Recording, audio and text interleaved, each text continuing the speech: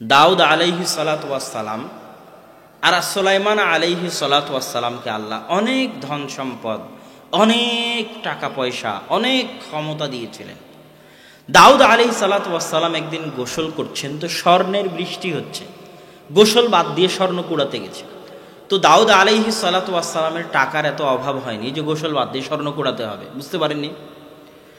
তখন দাউদ আলাইহিস সালাতু ওয়াস সালাম উত্তরে বলছে যে আমি কোটি টাকার মালিক হলেও, লাখ টাকার মালিক হলেও, আমি যত ধনী হই না কেন, আল্লাহ আমাকে যতই ধন সম্পদের মালিক করেন না কেন, যতই ক্ষমতার মালিক করেন না কেন, কথার কথা পৃথিবীর সব টাকার মালিক আল্লাহ আমাকে করে দিলেন, পৃথিবীর সব ক্ষমতার মালিক আল্লাহ আমাকে করে দিলেন। তারপরেও পৃথিবীর সব ক্ষমতার মালিক হওয়ার পরও, সব টাকার মালিক হওয়ার পরও আমি আল্লাহর দয়ার ভিখারি, আমি আল্লাহর রহমতের ফকির, আমি আল্লাহর করুণার মিসকিন। ওই যে বৃষ্টিটা হচ্ছে ওটা আল্লাহর দয়া, ওটা আল্লাহর রহমত, ওটা আল্লাহর করুণা। সারা পৃথিবীর মালিক যদি আমি হই, সারা পৃথিবীর ক্ষমতার মালিক যদি আল্লাহ আমাকে করে দেয়, তারপরও আল্লাহর ওই দয়ার আমি মুখাপেক্ষী, তাই কুড়াতে গেছি। কেননা আমি আল্লাহর দাস, গোলাম। তাহলে যেই রিক্সাওয়ালার কাছে গিয়ে আমি বললাম মোল্লের হাটে যাব, আর রিক্সাওয়ালা পায়ের উপর পা তুলে বলল যেতে পারবো না, আমি ওর জন্য আল্লাহর দয়া ছিলাম। ওর ধন সম্পদ কোনোদিন বরকত হবে না, ও ধনী হতে পারবে না। আল্লাহর দয়াকে যে মূল্যায়ন করতে পারবে না, ও ধনী হতে পারবে না। ধনী হতে হলে হালাল উপায়ে ইনকাম করা যাবে, এরকম একটা টাকা ইনকামের যদি সুযোগ থাকে, তো ওই এক টাকা ইনকামের পিছনে ছুটবে, দৌড়াবে হালাল উপায়ে ইনকাম করার জন্য, ও ধনী হতে পারবে। কেননা ওই এক টাকাকে আল্লাহর দয়া মনে করে, ওই দয়া অনুসন্ধান করতে চায়, ওকে আল্লাহ ধনী করে দিবেন। কিন্তু যে ওই এক টাকাকে অবমূল্যায়ন করবে, আমার দরকার নাই, আজকের ইনকাম হয়ে গেছে, ও ধনী হতে পারবে না। ড্রাইভারকে কল দিলাম চলেন যাই অমুক জায়গায় যাব, ও যদি বলে না আমি আজ যেতে পারবো না, অলসতা করে, ও ধনী হতে পারবে না। ও দিন আনে দিন খায়, এভাবেই পার হয়ে যাবে ওর দিন। সম্মানিত উপস্থিতি, রিজিক বৃদ্ধির সবচেয়ে বড় উপায় যেটা আমরা বলছিলাম, কেন রিজিক অন্বেষণ করতে হবে? কেন রিজিক কার দয়া? আল্লাহর দয়া। তুই যদি না করিস তাহলে তুই অহংকারী, তুই যদি ঘরে বসে শুয়ে থাকিস তাহলে তুই অহংকারী। এক টাকা হালাল উপায় ইনকাম করার উপার্জন থাকলে ওর পিছনে দৌড়াতে হবে, এটা বুঝাতে যে আমি ওই এক টাকা আল্লাহর দয়া, আমি আল্লাহর দয়ার মুখাপেক্ষী। এই জন্য রিজিক উপার্জন করতে হবে, অর্জন করতে হবে, এটা আল্লাহর নির্দেশ। আল্লাহ সুবহানাহু ওয়া তাআলা কোরআনে বলেছেন এভাবে। সম্মানিত উপস্থিতি, আল্লাহ সুবহানাহু ওয়া তাআলা সব মানুষকে পৃথিবীতে কি জন্য ধনী করে দিলেন না? আল্লাহ সুবহানাহু ওয়া তাআলা চাইলে তো পৃথিবীর সব মানুষকে ধনী করে দিতে পারতেন। কেননা এই পৃথিবী পরিচালনায় আল্লাহর পরীক্ষার নীতি হচ্ছে, আল্লাহ মানুষকে গরিব করেও পরীক্ষা করেন, ধনী করেও পরীক্ষা করেন। গরিবের পরীক্ষা সে ধৈর্য ধারণ করতে পারে কিনা, না গরিবের কারণে দিন বিক্রি করে দেয়, বুঝতে পারেননি? নিজের গরিবি নিয়ে ধৈর্য ধারণ করতে পারছে কিনা। আল্লামা ইকবালের একটা কবিতা, আমি সাধারণত কবিতা বলি না, এখন বলতে গিয়ে মনে পড়লো, এর আগেও অনেক বক্তব্য দিয়েছি কিন্তু ওটাতে এটা মনে পড়েনি। আল্লামা ইকবাল এক কবিতায় বলছেন, খুদি না বেচ গরিবি মে নাম পয়দা কর। তুই আত্মমর্যাদা বিক্রি করিস না, বরং গরিব হওয়ার মধ্যে নিজের নাম, নিজের মহত্ব, নিজের শান তৈরি কর। খুদি না বেচ, আত্মমর্যাদা বিক্রি করিস না। হাত পাতলে কি বিক্রি হয়? হাত পাতলে আত্মমর্যাদা বিক্রি হয়। হাত পাতলে কি বিক্রি হয়? আত্মমর্যাদা বিক্রি হয়। হারাম উপায়ে টাকা ইনকাম করতে গেলে কি বিক্রি হয়? আত্মমর্যাদা বিক্রি হয়। হারাম উপায়ে টাকা ইনকাম করতে গেলে আত্মমর্যাদা বিক্রি হয়। না খেয়ে থাকবো তবুও হারাম উপার্জন করব না, না খেয়ে থাকবো তবুও মানুষের কাছে হাত পাতবো না। এটাই হচ্ছে গরিবি মে আপনা নাম পয়দা কর। গরিব হওয়ার মধ্যেই নিজের শান শওকত, আত্মমর্যাদা, মহত্ব, বড়ত্ব সৃষ্টি কর। এইরকম যার আত্মমর্যাদা আছে, তার পায়ের নিচে পৃথিবী চলে আসবে, রিজিক তার পায়ের নিচে লুটিয়ে যাবে। এটা পৃথিবী পরিচালনায় আল্লাহর নীতি। সম্মানিত উপস্থিতি, আমরা আলোচনা করছিলাম আল্লাহ কেন সবাইকে ধনী করেননি। গরিবের পরীক্ষা ওইটা ধৈর্য ধারণ করতে পারছে কিনা। ধনীর পরীক্ষা এটা যে ধনী হওয়ার পর অহংকারী হয়ে গেল কিনা। Common problem, major problem. কালকে ফকির ছিল, আজ ধনী হয়ে গেছে, আর দিন ধর্মের নামগন্ধ নাই, আর কোরআন হাদিসের নামগন্ধ নাই। বাড়িতে এখন ও ধনী হয়ে গেছে, মানে এমন কি হয়ে গেছে, এখন দুনিয়ার কোনো বিধিনিষেধ তার জন্য চলবে না, ইসলামের কোনো নিয়ম কানুন সে মানতে এখন আর রাজি নয়। এইটা তার পরীক্ষা। দাউদ সুলাইমান কি ধনী ছিল না? তোমাদের চাইতে বেশি ধনী ছিলেন। ওসমান কি ধনী ছিলেন না? তোমাদের চাইতে বেশি ধনী ছিল। 30,000 মানুষকে খাওয়াবে ওসমান 3 মাস, আর তাদের অর্ধেকের যাতায়াতের খরচ 15,000 উট দিবে। 15,000 উটের দাম কত জানো? 30,000 মানুষকে একটা দেশের সরকার 3 মাস খাওয়াতে পারবে না। একটা দেশের সরকার 3 মাস খাওয়াতে পারবে না, বসে থেকে ফ্রি 3 বেলা। তো ওসমানের চাইতে তুমি বেশি ধনী হতে পারে না, অসম্ভব। দাউদ সুলাইমান ওসমান আব্দুল্লাহ বিন জুবাইর আব্দুর রহমান বিন আউফ এদের চাইতে তোমরা বেশি ধনী নও। কিন্তু এদের ফল কি? আল্লাহ দাউদকে যত ধনী করেছে, সুলাইমানকে যত টাকা দিয়েছে, সুলাইমান আর দাউদ আল্লাহর শুকরিয়ায় মাথা তত নত করেছে। আল্লাহু আকবার। দাউদ আলাইহিস সালাম একদিন পর একদিন সিয়াম রাখতেন, রাতে উঠে সালাত আদায় করতেন, জবুর তেলাওয়াত করতেন। আল্লাহ যত দিয়েছে, আল্লাহর দাসত্বে, আল্লাহর দয়ার শুকরিয়ায় মাথা তত নত করেছে। তখন আল্লাহ আরও বাড়িয়ে দিয়েছে। এটা আল্লাহ পছন্দ করে। আপনি হালাল উপায়ে 100 তলা বাড়ি বানান, কে বানাতে নিষেধ করেছে? বানানোর পর লিখে দিবেন হাযা মিন ফাজলি রব্বি, এই বাড়ি আমার প্রতিপালকের দয়া, আমি নিজে বানাতে পারিনি, আল্লাহ দয়া করেছে বলে পেরেছে। এটা আল্লাহ চান, এটা আল্লাহ ভালোবাসেন। তাহলে ধনীকে আল্লাহ পরীক্ষা করেন যে ধনী হওয়ার পর সে অহংকারী হয় না আল্লাহ যত দিচ্ছেন তত আল্লাহর সামনে নত হয়। যদি অহংকারী হয় তাহলে সে ধনী হওয়ার ডিজার্ভ করে না। ডিজার্ভ করা বুঝেন? মানে ধনী হওয়ার যোগ্য নয় কিন্তু হয়ে গেছে। ধনী হওয়ার যোগ্য নয় কিন্তু হয়ে গেছে। এ ধনী থাকতে পারবে না। হয় এ ফকির হয়ে যাবে, না হয় ওর ছেলে ফকির হয়ে যাবে, না হয় তার ছেলে ফকির হয়ে যাবে। কেননা ও ধনী হওয়া ডিজার্ভ করে না, ও ধনী থাকতে পারবে না। ধনী হওয়ার পরে যে অহংকারী হয়ে যায়, ও ধনী থাকতে পারবে না। ঠিক তেমনি আরেকজনও ধনী থাকতে পারবে না যে তার বাড়ির নেয়ামতকে অবমূল্যায়ন করে। আপনার স্ত্রী চাউল ধুচ্ছে, আব্বুর বহু বক্তব্যে আছে এ কথা। চাউল ধুতে গিয়ে একটা চাউল পড়ে গেছে, ওইটা যদি পাল্টা ধুয়ে উঠিয়ে না নেয় তাহলে আব্বুর বক্তব্যে বলা আছে ও হস্তিনী স্ত্রী। যে বাড়িতে এই স্ত্রী আছে, কোটি টাকার মালিক হলেও ওই চাউল উঠিয়ে নিতে হবে। ওই চাউল কার দয়া? আল্লাহর দয়া। যদি না উঠিয়ে নেয় তো ও একদিন ফকির হবেই হবে। ও না হলে ওর ছেলে হবে, তার ছেলে না হলে তার ছেলে হবে, তার ছেলে না হলে তার ছেলে হবে। টাকা ওর বাড়িতে থাকবে না, টাকা থাকার ও যোগ্য নয়। কেননা ও আল্লাহর নেয়ামতকে কি করেছে? ছোট করেছে। রাসূল সাল্লাল্লাহু আলাইহি ওয়াসাল্লাম বলছেন, যখন তোমাদের কেউ খেতে বসে তখন খাওয়া শেষ হলে যেন হাত কি করে? চেটে খায়। প্লেট যেন চেটে খায়। কোথায় বরকত আছে সে জানে না।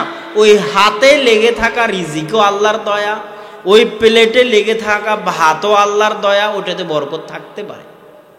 তোমাদের কারো হাত থেকে যদি খাবার পড়ে যায় তো তুলে নিয়ে ময়লা ধুয়ে ফেলে যেন খেয়ে নেয়। ওই খাবারকে যেন শয়তানের জন্য না রাখে, কেন ওই খাবারটা কার দয়া? আল্লাহর দয়া। তাহলে ওই বাড়ির মালিকও ধনী থাকতে পারবে না যেই বাড়ির মালিক ধনী হওয়ার পর অহংকারী হয়ে যায়, আল্লাহকে ভুলে যায়, ধনী হওয়ার পর নেয়ামতের অবমূল্যায়ন করে। সম্মানিত উপস্থিতি, পরের আলোচনা আল্লাহ সুবহানাহু ওয়া তাআলা যেটা বলছিলাম, এই আলোচনা শেষ হয়নি এখন। আল্লাহ সুবহানাহু ওয়া তাআলা সবাইকে ধনী কেন করেননি? পরীক্ষার একটা ঘটনা বলে শেষ করব। বনি ইসরাইলের 3 জন ব্যক্তি, একজন অন্ধ, একজন টাক আর আরেকজন ধবল রোগী। তাদেরকে আল্লাহ সুস্থ করে দিলেন, ধনী করে দিলেন। ফেরেশতা পাঠালেন, ফেরেশতা গিয়ে বলে মুসাফির সব হারিয়ে ফেলেছি, কিছু সাহায্য করেন।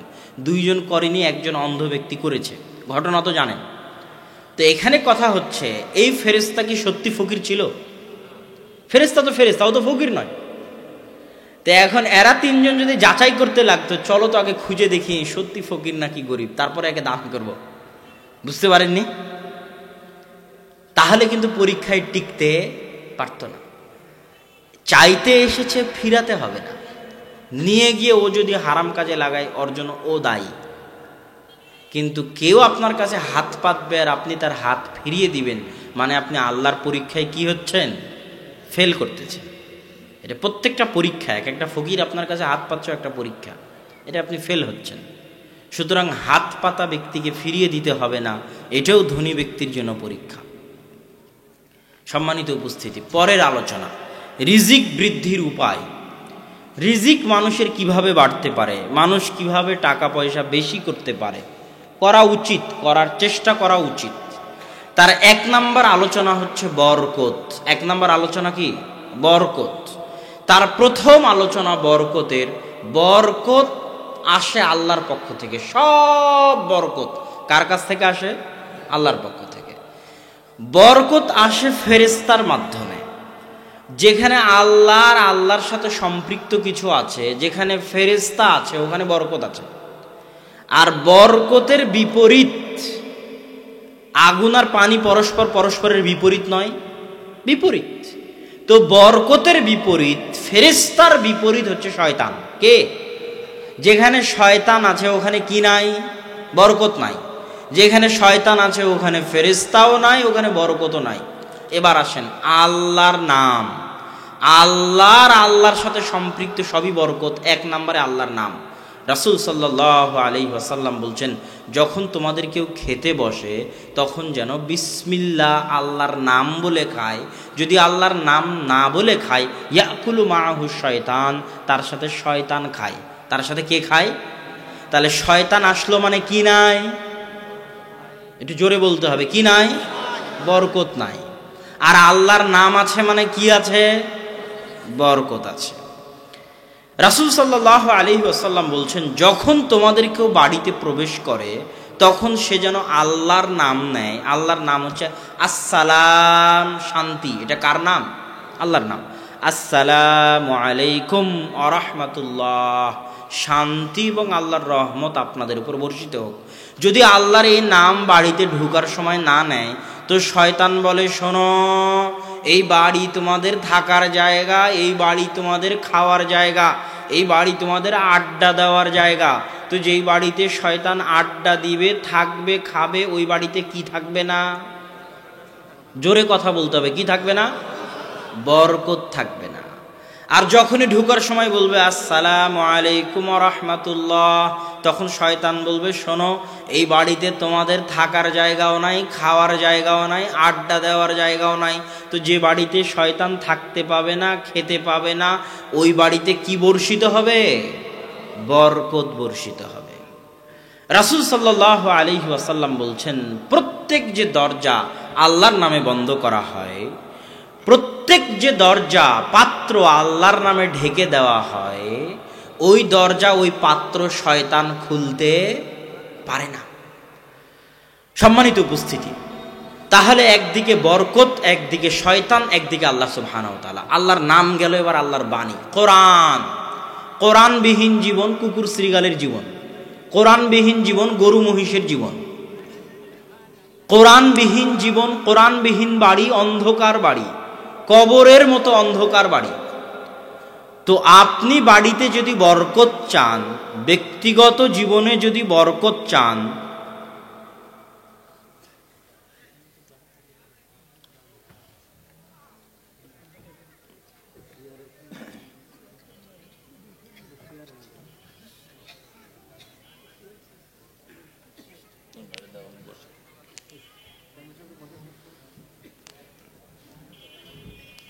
কত বাজে সময়? 1.5 ঘন্টা হয়ে গেল আলোচনা। আমার চেয়ারম্যান সহযোগিতা করে প্রশাসনিক দিক দিয়ে চেয়ারম্যান সাথে ভালো আছেন? আমরাও তো করে আসছি।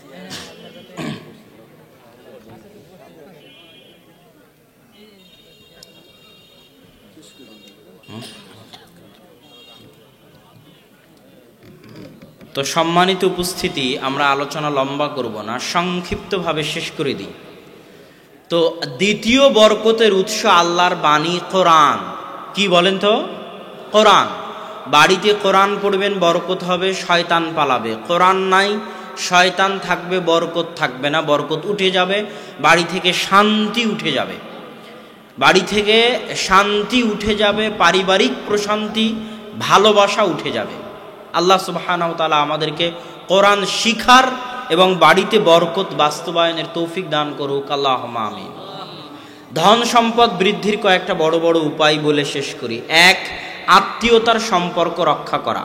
আল্লাহ রাসূলের স্পষ্ট হাদিস যে আত্মীয়তার সম্পর্ক রক্ষা করবে ওর রিজি রুটি আল্লাহ বাড়িয়ে দিবে।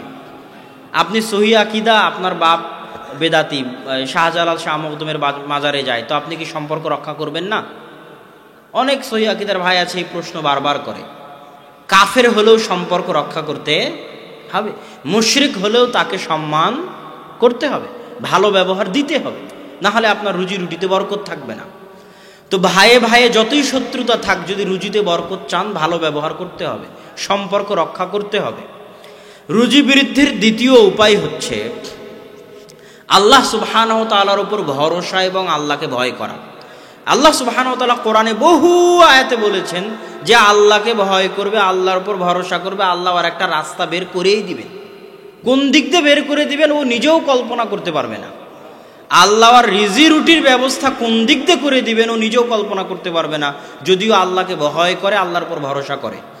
ওমর রাদিয়াল্লাহু তাআলা আনহু বলছেন, শোনো, আজকেও পৃথিবীর লক্ষ কোটি পাখি বাড়ি থেকে বের হয়েছে খালি পেটে আর ফিরে গেছে ভরা পেটে। ওই লক্ষ কোটি পাখিকে কে খাওয়ালো আজকে? আল্লাহ। তো মানুষও যদি সত্যিকার আল্লাহর উপর ভরসা করতে পারে, তো মানুষকেও আল্লাহ কি করবেন? খাওয়াবেন। তাহলে আল্লাহর উপর ভরসা, আল্লাহকে ভয় করা, আত্মীয়তার সম্পর্ক রক্ষা করা। চার, আল্লাহর নিকটে ক্ষমা চাওয়া। ওমর রাদিয়াল্লাহু তাআলা আনহু বৃষ্টি প্রার্থনার সালাতে গেলেন, বৃষ্টি প্রার্থনা না করে উনি ক্ষমা চাইতে বলছেন। তো মানুষজন জিজ্ঞেস করছে, আপনি বৃষ্টি না চেয়ে ক্ষমা চাইতে বলছেন কেন? তখন উনি কোরআনের একটা আয়াত তেলাওয়াত করলেন, ফাকুলতুস্তাগফিরু রাব্বাকুম ইন্নাহু কানা গাফফারা ইরসিলিস সামা আলাইকুম মিদরারা। তোমরা আল্লাহর নিকটে ক্ষমা চাও, ক্ষমা চাইলে আসমান মুষলধারে বৃষ্টি বর্ষণ করবে, আল্লাহ তোমাদের সন্তান সন্ততি এবং ধন সম্পদ বাড়িয়ে দিবে। কোরআনের ওয়াদা, আল্লাহর ওয়াদা। আর মানুষ ওয়াদা ভঙ্গ করতে পারে, কিন্তু আল্লাহ ওয়াদা ভঙ্গ করেন না। ইন্নাল্লাহা লা ইউখলিফুল মিআদ। তাহলে আল্লাহর নিকটে ক্ষমা চাওয়া রিজিক বৃদ্ধির উপায়, রিজিকে বরকত হওয়ার উপায়। রিজিক বৃদ্ধি এবং রিজিকে বরকত হওয়ার বড় উপায় অত্যধিক সন্তান সন্ততি এবং বিবাহ। বিবাহ করলে রিজিকে বরকত হবে, সন্তান সন্ততি বেশি হলে রিজিকে বরকত হবে। কিভাবে? পৃথিবীতে প্রত্যেকটা মানুষ নিজ নিজ রুজি ভাগ্য নিয়ে এসেছে। আপনি যখন একাই ছিলেন, আপনার রিজিক আল্লাহ আপনার হাত দিয়ে দিবে। আপনি যখন বিবাহ করে একটা মেয়েকে আপনার বাড়িতে এনেছেন, ওর ভাগ্যে রিজিক লেখা আছে, ওর রিজিক ও তো আর বাহিরে গিয়ে কাজ করে খায় না, তো ওর রিজিক আল্লাহ কার হাত দিয়ে দিবে? ওর স্বামীর হাত দিয়ে দিবে। বুঝেন নেই? আপনার সন্তান হলো একটা, দুইটা, তিনটে, সবাই নিজ নিজ রিজিক নিয়ে এসেছে, তো ওর ছোট ছেলেও তো আর কাজ করতে পারে না, ইনকাম করতে পারে না, তোর রিজিক আল্লাহ দিবে না? তোর রিজিক আল্লাহ কার হাত দিয়ে দিবে? বাপের হাত দিয়ে দিবে। তো যতজনের রিজিকের দায়িত্ব আপনি নেবেন, ততজনের রিজিকের দায়িত্ব, রিজিকের ব্যবস্থা আল্লাহ আপনার হাত দিয়ে করে দিবে। এই জন্য আল্লাহ বলছে, লা তাকতুলু আওলাদাকুম খাশিয়াতা ইমলাক, তোমরা দারিদ্রতার ভয়ে সন্তান হত্যা করিও না। নাহনু নারযুকুকুম ওয়া ইয়াহুম, তোকেও খাওয়াই আমি, তোর সন্তানকেও খাওয়াবো আমি। এই পৃথিবী কি মানুষ চালায় না আল্লাহ চালায়? পৃথিবী আল্লাহ চালায়। পৃথিবী কি মানুষ সৃষ্টি করেছে না আল্লাহ সৃষ্টি করেছে? আর মানুষ কি মানুষের সৃষ্টিজীব না আল্লাহর সৃষ্টিজীব? আল্লাহর সৃষ্টিজীব। আল্লাহর পৃথিবীতে আল্লাহর সৃষ্টিজীব আসবে যাবে, চিন্তা আল্লাহর না মানুষের? চিন্তা আল্লাহর। আল্লাহ বলেছে, ওমা মিন দাব্বাতিন ফিল আরদি ইল্লা আলাল্লাহি রিজকুহা, জমিনের যত পশু প্রাণী পাখি আছে সবকে খাওয়ায় কে? একটা বৈজ্ঞানিক তথ্য পরিসংখ্যান আছে, জানলে আশ্চর্য হবেন। সারা পৃথিবীর যত জীবজন্তু আছে পানিতে এবং জমিনে, পানি কিন্তু প্রচুর, মহাসাগর, বিশাল বিশাল মহাসাগর, ওই মহাসাগরের লক্ষ কোটি প্রাণী আছে, আবার জমিনেও লক্ষ কোটি প্রাণী আছে। তো এই জমিনের লক্ষ কোটি প্রাণী, মহাসাগরের লক্ষ কোটি প্রাণী একদিনে যা খায়, সারা পৃথিবীর মানুষ একদিনে অত খায় না। তাহলে এই সমুদ্রের লক্ষ কোটি প্রাণী আর এই জমিনের লক্ষ কোটি প্রাণীকে কে খাওয়াচ্ছে? আল্লাহ। অথচ মানুষ একদিনে অত খেতে পারে না, এই সমুদ্র আর জমিনের লক্ষ কোটি প্রাণী একদিনে যত খায়। তো ওদের খাওয়ার ব্যবস্থা যদি আল্লাহ করতে পারে, মানুষের পারবে না? অবশ্যই পারবেন। এই জন্য অন্তরে বিশ্বাস করেন না মুখে বিশ্বাস করেন, এটার প্রমাণ এই জায়গাতে হবে যে সন্তান নিতে গিয়ে সন্তান কম নিবেন, সন্তানকে হত্যা করবেন রিজিকের ভয়ে, তাহলে আপনি মুখে আল্লাহকে বিশ্বাস করেন রিজিকদাতা হিসেবে, অন্তরে নয়। এই জন্য আল্লাহ কোরআনে চ্যালেঞ্জ দিয়ে বলে দিয়েছে যে তোর রিজিকের মালিকও তুই নোস, আপনি আপনার রিজিকের মালিক নন, তোকেও খাওয়াই আমি। তো তোকে যখন এখনো আমি খাওয়াচ্ছি, তোর সন্তানকেও খাওয়াবো আমি। অতএব সন্তান বেশি হলে এবং বিবাহ করলে আল্লাহ সুবহানাহু ওয়া তাআলা রুজি রুটিতে বরকত দিবেন।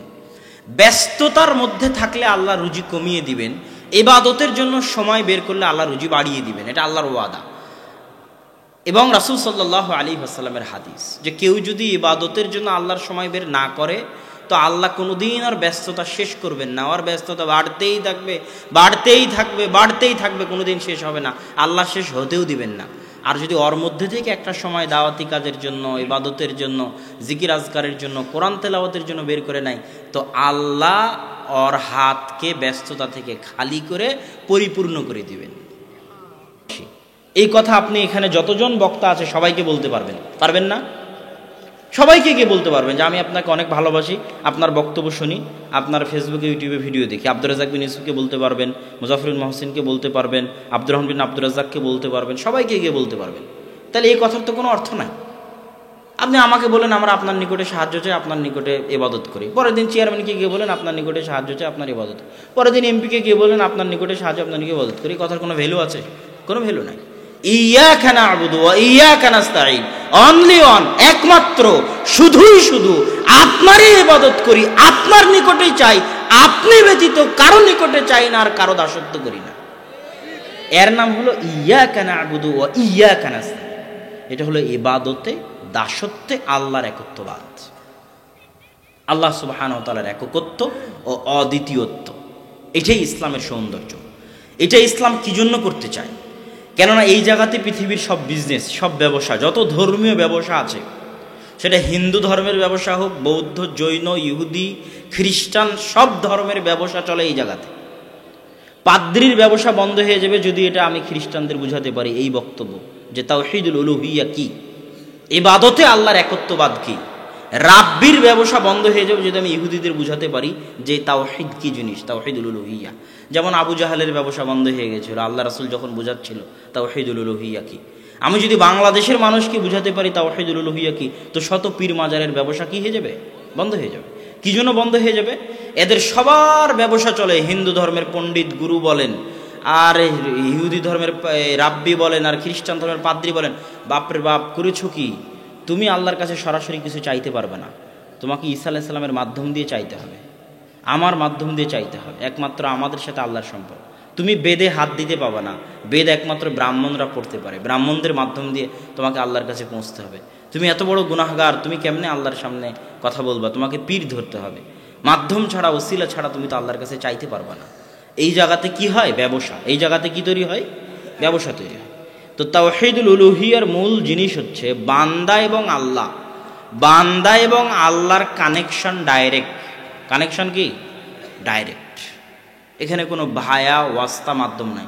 যত বড় গুনাহগার হোক, যত বড় গুনাহগার, পৃথিবীর সবচেয়ে বড় কাফের ফেরাউনেরও কানেকশন আল্লাহর সাথে কি? ডাইরেক্ট। যদি ফেরাউন ঈমান আনতে চাইতো, যদি ফেরাউন দাসত্ব করতে চাইতো, এটা উদাহরণ দেখেন, যদিও এটা আমার বক্তব্যের বিষয় নাই, বলতে গিয়ে এইদিকে চলে আসলাম, এটা বলেই শেষ করে দিচ্ছি। একজন ব্যক্তি ৯৯ জনকে হত্যা করেছে, বনি ইসরায়েলের ঘটনা, বুখারীর হাদিস। হত্যা করার পর একজনকে গিয়ে বলতেছে, আলেমকে গিয়ে বলতেছে আমি ক্ষমা চাই, আল্লাহর নিকটে ক্ষমা চাইতে চাই। কেমনে চাইবো? সে বলছে ৯৯ জনকে হত্যা করে আবার ক্ষমা হয় নাকি? তোমার কোনো ক্ষমা নাই। তখন ওকেও হত্যা করে দিয়েছে, ১০০টা পূর্ণ করেছে। ১০০ জন নিরপরাধ মানুষকে হত্যা করে এখন ক্ষমার জন্য ওকে কেউ বলেছে অমুক গ্রামে গেলে তুমি ক্ষমা পেতে পারো। তো অমুক গ্রামে যেতে যেতে রাস্তার মধ্যে মৃত্যু চলে এসেছে, জান্নাত জাহান্নামের ফেরেশতারা গন্ডগোল লেগেছে, তাকে কোথায় নিয়ে যাবে? আল্লাহ যে গ্রামের দিকে যাচ্ছিল ওই গ্রামকে বললো তুমি একটু কাছে আসো, আর যে গ্রাম থেকে যাচ্ছিল ওই গ্রামকে বললো তুমি একটু দূরে চলে যাও।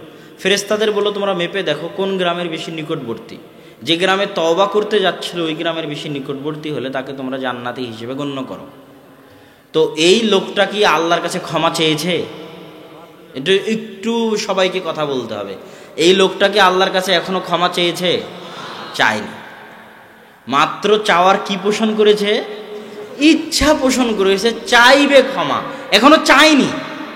তাহলে যে এখনো চায়নি, চাইবে মাত্র, তাকে বাঁচানোর জন্য, জান্নাতে নেওয়ার জন্য, ক্ষমা করার জন্য আল্লাহ কৌশল অবলম্বন করছেন। আল্লাহু আকবার।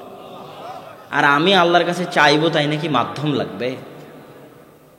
সারা পৃথিবীর যত মানুষ আমাকে ভালোবাসে তার চাইতে আমাকে সবচেয়ে বেশি ভালোবাসে আমার সৃষ্টিকর্তা আল্লাহ।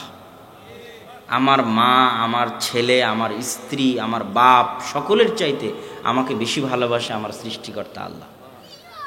এটাই বান্দার সাথে সৃষ্টিকর্তার সম্পর্ক। এবং এখানেই আত্মার প্রশান্তি। কোনো কিছু দিয়ে আত্মা প্রশান্ত হবে না, টাকা দিয়ে আত্মা ঠান্ডা হবে না, এসি রুম দিয়ে আত্মা ঠান্ডা হবে না।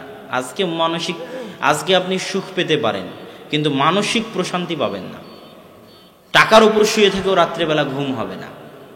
মানসিক প্রশান্তি আত্মা তখনই পায় যার কাছ থেকে এসেছে তার সাথে যখন তার সম্পর্ক তৈরি হয়। এই শরীরটা তো দুনিয়াতে তৈরি হয়েছে মায়ের পেটে, কিন্তু রূহ কি মায়ের পেটে তৈরি হয়েছে? রূহ কোথায় থেকে এসেছে?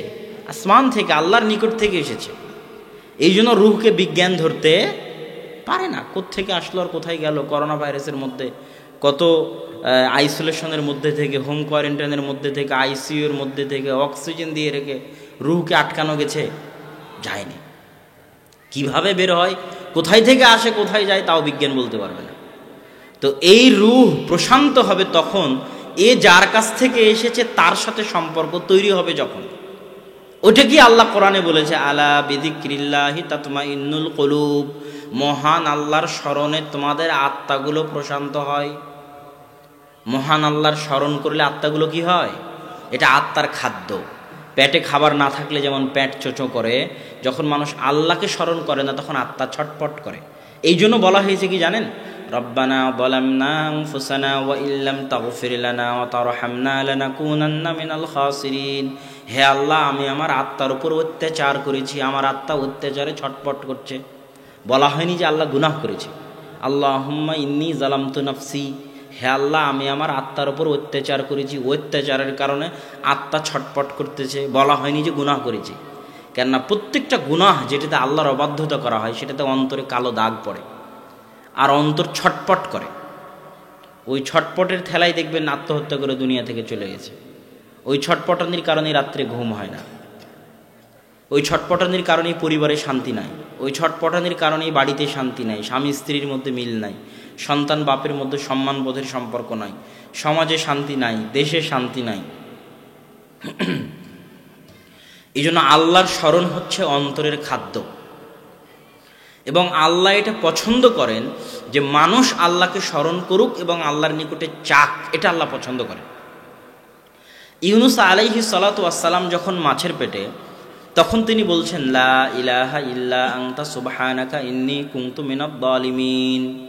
তো আল্লাহ সুবহানাহু তাআলা এই কথা কোরআনে নকল করে আল্লাহ বলছেন, মহান আল্লাহ সুবহানাহু তাআলা বলছেন যে লাউলা ইউসাব্বিহ, যদি ইউনুস মাছের পেটে তাসবিহ পাঠ না করত, লা লাবিসা ফীহি ইলা ইয়াউমি ইউবাআসুন, তাহলে আমি ইউনুসকে মাছের পেটে রেখে দিতাম কিয়ামত পর্যন্ত। তো ইউনুস যে মাছের পেটে আছে এটা কি আল্লাহ জানে না? ইউনুস তো মনে করতে পারে আমি আল্লাহর নবী, আমি মাছের পেটে আছি, আল্লাহ খোঁজ রাখবেন না? কথা বুঝতে পারেননি মনে হয়। ইউনুস মাছের পেটে আছে আলাইহিস সালাতু ওয়াস সালাম, তিনি মনে করবেন আমি আল্লাহর নবী, আর আল্লাহ জানে যে আমি মাছের পেটে আছি, তো আল্লাহ তো আমার খোঁজ রাখবেন, চাওয়ার কি দরকার, ডাকার কি দরকার? কিন্তু ইউনুস জানে যে আল্লাহ সুবহানাহু ওয়া তাআলা চাওয়া পছন্দ করেন, আল্লাহ সুবহানাহু ওয়া তাআলা তাকে স্মরণ করা পছন্দ করেন। এটাই আল্লাহর চাওয়া যে মানুষ আল্লাহকে স্মরণ করুক। মুসা আলাইহিস সালাতু ওয়াস সালামকে আল্লাহ বললেন, মুসা ইযহাব ইলা ফিরআউন, ফিরআউনের নিকটে যাও। ফিরআউন অহংকারী হয়ে গেছে, চরম অহংকারী। তখন মুসা আলাইহিস সালাম বললেন, আল্লাহ আমার মুখ জিহ্বা তোতলা, আমাকে দিয়ে এই কাজ হবে না। তখন আল্লাহ বললেন, মুসা তুমি বলো, রব্বি শরহ লি সদরি ওয়া ইয়াসসির লি আমরি ওয়াহলুল উকদাতাম মিন লিসানি ইয়াফকাহু কওলি। হে আল্লাহ, আমার বুককে প্রশস্ত করে দিন, আমার কাজকে সহজ করে দিন, আমার জিহ্বার জড়তাকে দূর করে দিন, যাতে মানুষ আমার কথা বুঝতে পারে। তো আল্লাহ চাইলে ডাইরেক্ট তো মুসা আলাইহিস সালামের জিহ্বা ঠিক করে দিতে পারতেন। কথা মানে বুঝাতে পারছি না আমি।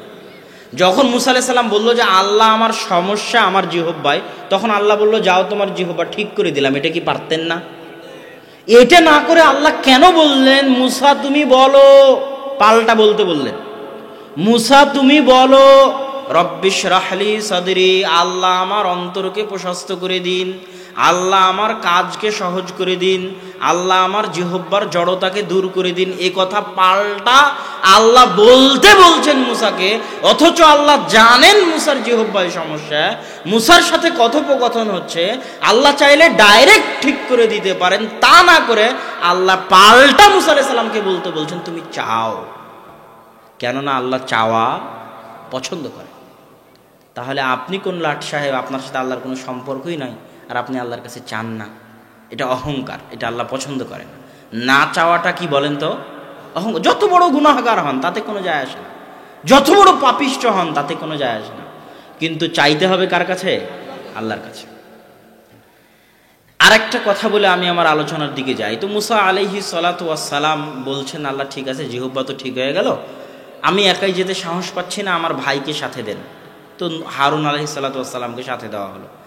তো মুসা আলাইহিস সালামের সব দাবি পূর্ণ করার পর আল্লাহ সুবহানাহু ওয়া তাআলা বলছেন মুসা ওয়ালা তানিয়া ফি যিকরি, তোমার সব দাবি পূর্ণ করে দিলাম, তুমি এখন ফেরাউনের নিকটে যাচ্ছ, তবে একটা কথা মনে রাখিও, তোমার জিহ্বা ঠিক করে দিয়েছি, ভাইকে সাথে দিয়েছি, লাঠি দিয়েছি, মুজিজা দিয়েছি, সব দিয়েছি, যাচ্ছ ফেরাউনের নিকট নরম ভাষায় কথা বলবে, তবে একটা কথা মনে রাখিও, আমাকে ডাকতে ভুলিও না যেন। লা তানিয়া ফি যিকরি, আমাকে ডাকতে ভুলিও না যেন।